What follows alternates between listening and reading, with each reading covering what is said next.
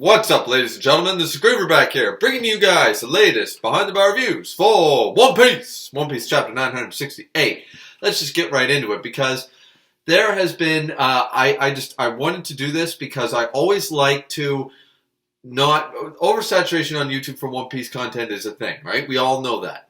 So I don't like other people's reviews to influence my ideas and the way and the direction that I think. Sometimes I do that. Sometimes I'll watch like Tekking or King of Lightning or somebody else's review first before making my own review. But I find that sometimes that influences my own thoughts. So this time, once again, I have tried not to. It's hard too because I wait for Sunday now with the official Viz translations and stuff. It's only 2 more days. It's not a big deal. So I wait for Viz. But of course, you know, other content creators do get their review out first, and sometimes I watch it, sometimes I don't.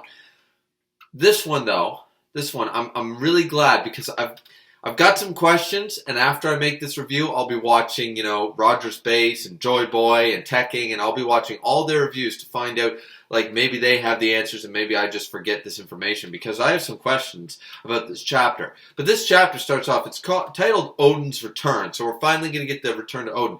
I was wrong about 2 things. There's one thing I want to say that I totally missed somehow in the last chapter review before the beginning of the new year. We're into 2020 One Piece, and I'm really excited about that. But Shanks also didn't go to Laugh Tale. Somehow I missed that one dialogue piece that was crucial. Somehow when I was reading the chapter, I think I was just so excited and I kept reading and reading, is that I missed that one thing. I thought that Buggy stayed behind. You know, maybe Crocus stayed behind with Buggy, but I was under the impression Shanks went. But no, Shanks didn't go either. So Shanks did not actually go to Laugh Tale. Once again, so that breaks something that I've been saying for a long time, is that he has no need to go to Laugh Tale. He knows where it is, and he just doesn't want to go. There is that, but it still holds value. Shanks could probably go to Laugh Tale. He could probably just say, hey, Rayleigh, I'm going to go, you know. And Rayleigh knows where it is. Rayleigh could go, and I'm sure that Stopper Gabon, like, wherever he is, there are members of the Roger crew that are likely still alive that went to Laugh Tale and know where it is and how to get there, but they don't want to. One Piece is something different, and the One Piece, actually, apparently they didn't come up with that, because in this chapter we see that. Now, at the very beginning of the chapter, we do get, the second thing. What was the second thing?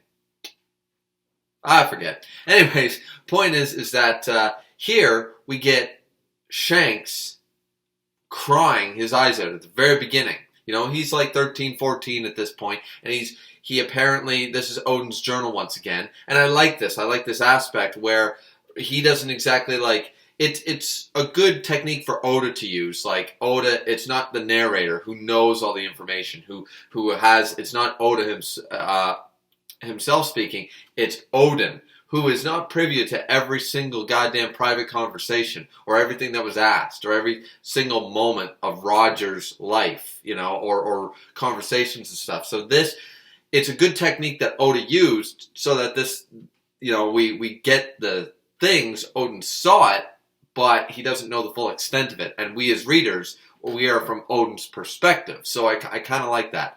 But what happens is, I guess, when they all returned from Laugh Tale, Shanks basically went up, asked a few questions. We don't know what about. It could be about the fact that he's dying. Maybe he didn't share that information readily, but I feel like he did. Hence the reason Crocus, and they all know that Roger wasn't feeling the best. You know, Shanks was there when he was knocking on the door. Captain, are you feeling all right?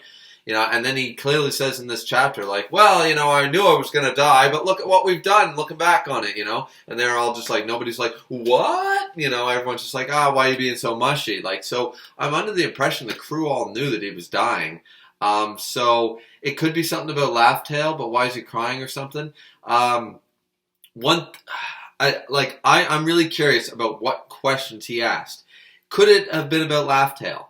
And the fact of the matter is that now they're waiting for, as Whitebeard said, you're not the one Roger is waiting for, you know, to teach. Roger was waiting for someone. Roger and them went to Laugh Tale. They named it Laugh Tale. They named the island. And even in this chapter, they said something about, and Rayleigh said it, and in this chapter they said it, said, we arrived a little early. We arrived too early, and that goes on with some other stuff. But yeah, I'm just really curious what Shanks asked and what's making him cry, because Roger succeeded. He became king of the pirates. So, but was there something there that he was too early for? Because Roger is a member of the D-Clan, and at that point in time, I would argue probably the D in this case. So it's curious, did he go there but he's too early or too late?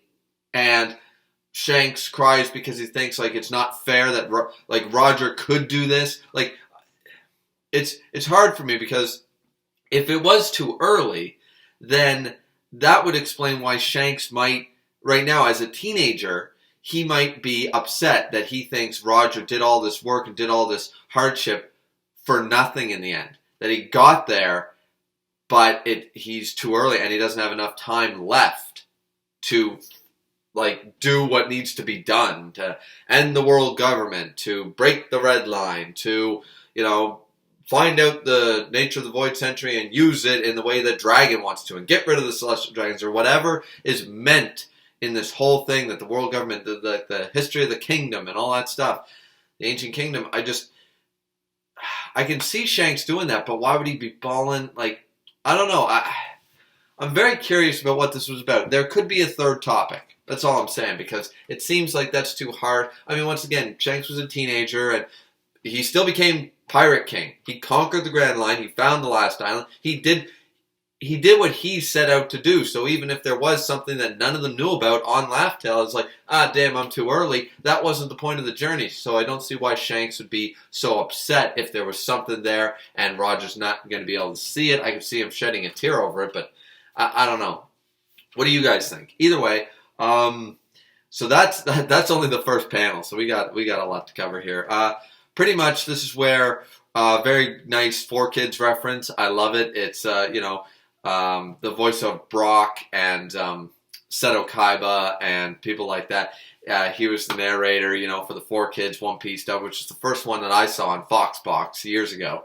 And he had fame, power, and wealth beyond your wildest dreams before they hung him from the gallows. These are the final words he said, and that I don't think it was meant to be an ode to that, but it's stated right there. And it's really nice. It's like, well, you got the power, the fame, the wealth, you're good to go. And they are talking about the fact that he's been labeled Pirate King, and the One Piece is what the people have decided, and all this stuff. And Roger basically decides, you know what? I'm disbanding the crew. Thanks, everyone. This is an amazing journey, but I gotta, finish, my own last couple of months alive or something like that. Whatever. I have a few months left. I'm just going to go do my own thing or something like that. He has a conversation with Rayleigh that we're not privy to. Well, Odin was privy to. Apparently when he departed, he wrote that the Pirate King's crew does not shed their tears, but they were all bawling their eyes out. Rayleigh seemed upset with whatever private conversation they had. He does say that, Izo will be fine. He can make his own decisions, but I'm going to go see Whitebeard, before we're done, so that explains the conversation that he had. Would you like me to tell you, Whitebeard, how to get to Laugh Tale? And he's like, nah, I'm not interested in that. He's like, well, why don't I tell you about the Willa D then? That's something. Like, I'm going to die, and I think someone really is just going to be, doing his own thing, banging the hottie that he lives with for the next, 30, 40 years. So, I mean, it's just, I need somebody who's still a pirate who's going to, That brings up a question. Did Rayleigh, the Dark King, who apparently got his title during this time, we all knew that, but did Rayleigh stop being a pirate literally at that moment? Once the Roger Pirates were disbanded, did they all stop being pirates? We know Buggy didn't, and we know Shanks didn't. So what about the other members of the crew? Did they go off and do their own thing? Did some of them remain pirates, and sort of like Whitebeard's children, like Whitey Bay and people like that? They said, you know what, Whitebeard, I'm retiring from a member of your crew. I'm going to be captain of my own. Of course, we're allies, but I'm going to go start my own pirate crew sort of idea. Did some of them do that? I can't see really Rayleigh doing it, but was Rayleigh still active after the Roger Pirates disbanded? Hard to say. It's just a question I thought I'd bring up. But see, that's the thing. There's so much to talk about in just a few panels of this chapter. They talk about they just talk about so much. As I said, like that he's the Pirate King. They know now why. Of course, they've been calling him Gold Roger because they don't want the D known. And he's like, I like the title of Pirate King, but why is that? And then the whole crew goes, well, now we know why. So they found out something, and Rayleigh did allude to that. They know something about. They found out the history of the Void Century. They found out the Will of D. They found out, but there's apparently something more there. This implies that, once again, Roger might have been too early, especially with what comes next in the chapter, which is we jump back to when he could, with the voice of all things, him and Odin could hear the Sea Kings talking about 10 years our sovereign will be born and 15 to grow and all this stuff. This is interesting. Apparently, also in a faraway sea, somebody else is going to be born. And I'm not sure which one it is. Is it 10 years to grow, or is it 10 years to be born and 15 to grow for the other sovereign in the other sea? Or are they referring to Shirahoshi? Shirahoshi makes sense as she'd be 16 in 10 years, she'd be born 15. That's roughly the right time. But could it also imply somebody else? And because that would be a rough thing, about 10 years to be born, about 15 to grow, and then the two sovereigns will meet. Well, if you took that into consideration a little bit, Luffy's around the same age. I'm just saying.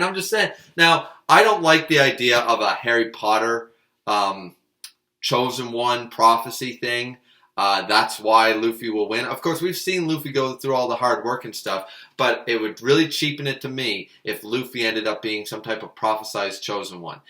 I won't mind it if any member of the Will of D, like Roger was there at Laugh Tale, and it was something that only a member of the Will of D clan can do. As Whitebeard said, you're not the one Roger's waiting for.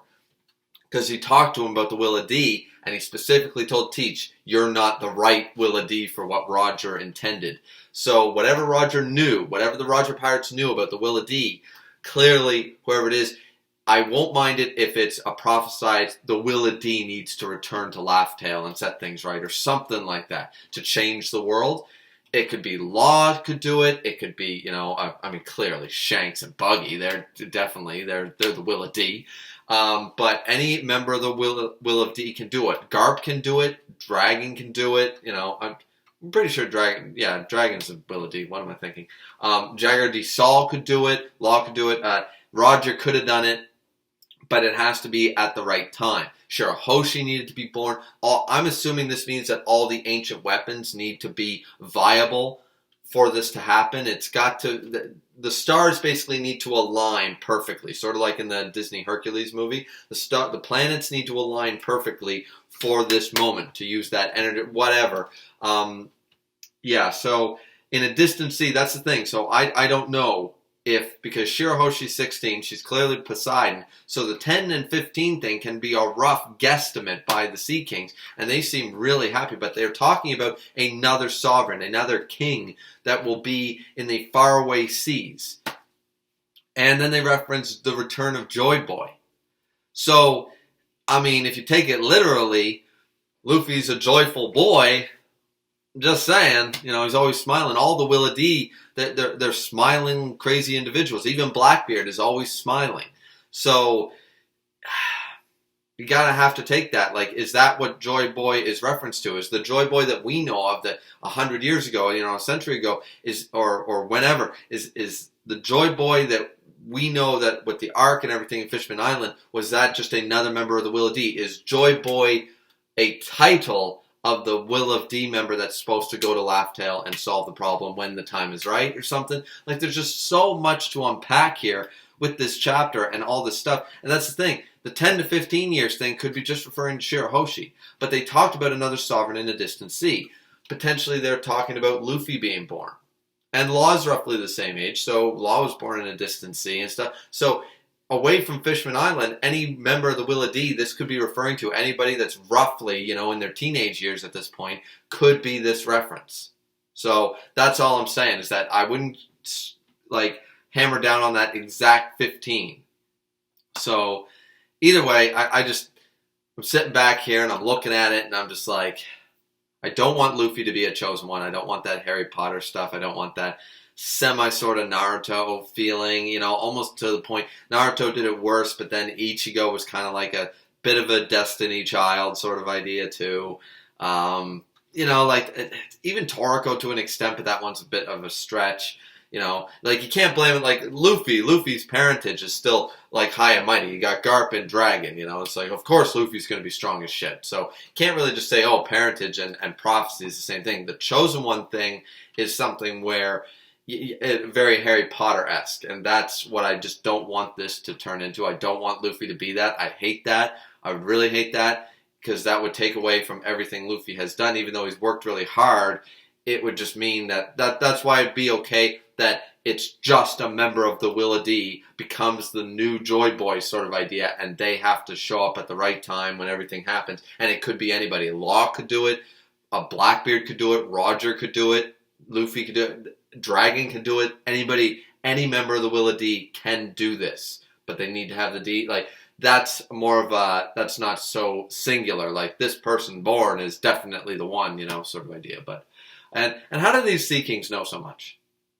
How do they know 10 to 15 years in 10 years in a distant sea, this person will be born? It's like, how do you know that? Anyways, let's move on to the rest of the chapter. This is going to be a long-ass review if I keep going. Now, after all this goes down, it's simply, that's the last we see of Roger. Roger disbands the crew, he leaves, and he says, drop Odin off next, it's been a time. He says to Rayleigh that, like, we were just too early, but who will find the One Piece they're calling it now? Who do you think will find it? He's like, my son, of course. And Rayleigh's like, you don't even have a son, Roger. What are you talking about? And it's like, Roger has one last journey. He's got to hit Tortuga like Jack Sparrow and be like, all right, if every town in the world was like this one, no man would ever feel unwanted. That's exactly where Roger went. Roger went to Tortuga, and maybe there's a few more children of Roger around. I'm just saying. Or maybe the world government kind of got to those women. Either way, the point is that, he thought that he'd have a son by this, and he knows he's going to die soon. So clearly he was like, all right, now I got to hit land and start on ChristianMingle.com. Let's do this, sort of idea, right? Got to hit up that old eHarmony. And, yeah, so that's basically what Roger decided to do. He's like, yeah, guys, I'd love to sail with you for the last 6 months of my life, but still got to turn myself in, still got to do this, still got to do that, got to have a talk with Whitebeard, got to talk with Garp, and, man, I still got to somehow woo a woman. I mean, I'll just use my title and be like, hey, you ever been with a pirate king before? I wonder how that would be hilarious. I wonder how Roger actually got, I ended up getting Portage D Rose, or Rouge, I should say. That'd be interesting. I would have liked to see that. But either way, I don't know why I call her Rose. I think I got that other game stuck in my head. I've been playing a bunch of video games lately, so I got different characters swimming around in here. But yeah, after this, it's Odin's return, and here's the bad thing. Here's the thing that kind of irks me a little bit here, is that clearly Big Mom and Kaido have been building up their forces for a number of years now. Odin left 6 years ago. That's apparently, Whitebeard only started his crew around that time. So, but this is where Kaido and Big Mom slowly, started to build up their own places. Totland, and Kaido clearly, with Onigashima and stuff, seems to be his main base, where he was, I guess, he was just on a ship for the longest time. But apparently they never came across Kaido, because Odin doesn't seem to recognize the name or show a face or show recognition in any of these panels when they say like a beast named Kaido has come. And this is the part that pisses me off, is that, remember, they said, okay, we're going to open the borders for the day that Joy Boy appears. And it's like, okay, so Joy Boy's coming back. Once again, is this a reincarnation? Is Joy Boy a title for a Will-O-D member who goes to Laugh Tale at the right time? I don't know, but either way, they're going to go back. But remember, quite a number of chapters ago, back in old 2019, there was a chapter, I think it was 2019, or it might have been 2018, where they talked about where Odin basically was still silhouetted at the time, and I think it was Roger or Rayleigh basically said, hey, do you want help, like, like fixing everything. Like once we set you up as Shogun, we can come over and help you open the borders of Wano and like, give you a hand. You've helped us so much. We're family. We're a crew. We'll come help you. And the thing is like, no. I can handle it all myself. It's not your guys' job. It's my job as the son of Wano to do it. And everyone's like, yeah, okay. The worst part about all this is that had he said, yeah, why don't you guys stay for a feast? Why don't you guys stay for a weekend sort of idea? Rayleigh, Shanks, Crocus, all of them, all the Scopper Gabon, they all would have been there. And I don't think, once again, I'm under the impression, it might be 1v1 Kaido wins, but I don't give a shit. If Roger and Rayleigh were there, Kaido wouldn't have won. Wano would have been free, Kaido would have been kicked the hell out. Had the Roger Pirates, even with minus Roger, forget Roger for a second, you still have Scopper and Rayleigh there to back up Odin. I am under no delusion, and that's what kind of in this whole chapter, because we lead this up, apparently Kaido is taking over. He's not taking over, him and Orochi haven't taken over to the point of the destitute we see 20 years now in the present storyline, but we do see that they have set up factories. The Curry region needs, Denjiro's walking around borrowing money and bringing back money, and there's a lot of work to be done. Ashura Doji, Shutemaru has pretty much gone to Curry to try to keep back all the brigands. People are fighting back. They've built these factories. Orochi took over somehow. They don't know why. Of course, Odin's father is dead, and now apparently he's backed by a powerful pirate named Kaido, and nobody knows what to do about it. They tried to fight back, and it didn't work very well. But it seems that right now they're still in the early stages of this takeover. Wano isn't completely lost of samurai because everyone's still walking around. The Roger Pirates landed. Odin got off. Hey, everyone. And everyone's like, hey, what's up? What's up? And people are happy. People are still walking the streets. We still see Kinemon. Everybody's still got their swords. There's still daimyos. Lady Toki is still Lady Toki. Like, so he hasn't monopolized, he hasn't completely dictatorshiped all of Wano yet. It's in its very early stages of takeover. They're just pressuring it right now with the backup from Kaido. Apparently, we find out that after all this, they decide to launch an offensive. They're like, no, we can't have this anymore. And they left pretty much Toki undefended with the kids, and they came after them. And even though Kawamatsu and Inarashi fought them back, Lady Toki was injured. She took an arrow to the knee. I was an adventurer once like you, Odin, but then your wife took an arrow to the knee, sort of idea, and took this arrow. It seemed to pierce right through her, and she's got this nasty scar there, and Odin is just livid. Toki doesn't want Odin to know about this. She's like, Kinemon, don't tell him, don't say this, blah, blah, blah, blah, blah. And they're treating him like, they were saying, like, welcome back, scoundrel, and all this stuff. It was a nice reunion up until we found out all this. So Odin basically just grabs his two swords. It's like, do you know who I am? You don't remember what devastation I used to cause around here. I'm going up there. So he goes to the flower capital, and unlike Kinemon and them, is successful, beats everyone back, stomps over to Orochi. So there's no guards around Orochi, and he's like, yeah, he's like, I'm gonna slice you into it. This is where the chapter ends. Orochi's like, yeah, Kaido will be angry, if you touch me. He goes, yeah, so what? I'll still slice you in two, pretty much. And that's where the chapter ends. Now, once again, we know how this is gonna go down. I don't really want O.D. Kazuki to die. Once again, I'm under the impression he's alive, or he's in maybe a killer type state and doesn't remember who he is. Some Sweeney Todd level shit going on here with the wife. I would be okay with that if Odin was somehow still alive, just like everyone assumed Hirogoro of the Flowers was dead. He wasn't. He was just in prison the last whole time and just went by Old Man Hyo the whole time. I just have this feeling that Odin is not dead. I still hold on to that. Until I see his death scene, I'm not going to believe that he's dead. Like, I'm not conspiracy theory about this, like, oh, Roger's still alive and Ace is still alive and stuff. No. Whitebeard's still alive. No, they died. They are died. They're dead.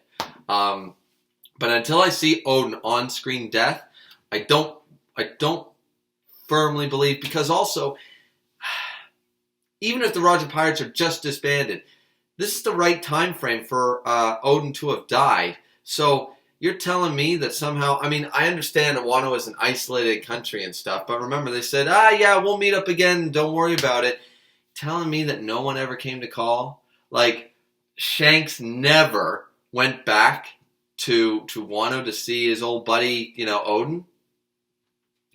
Or Rayleigh never did, or something like that. And if they knew, if they found out, I mean, you could understand that they might not know because Wano's an isolated country. They wouldn't know the death of Odin. But someone must have known that. Everyone seemed to know that Kaido that's his main base for the longest time. I find it odd that Rayleigh wouldn't have been super pissed, or Shanks or someone, and said, we're going in there and we are kicking Kaido out, especially since we know that Kaido and Shanks clashed right before Marineford, and Shanks showed up and Kaido didn't. So I want to see the process of events that led up to this and why no one retaliated. Like, if they killed Odin and they knew about this, once again, Whitebeard and his crew probably would have, Rayleigh and Whitebeard probably would have had a meeting and been like, listen, Roger might be dead, but Kaido just killed Odin and took his country.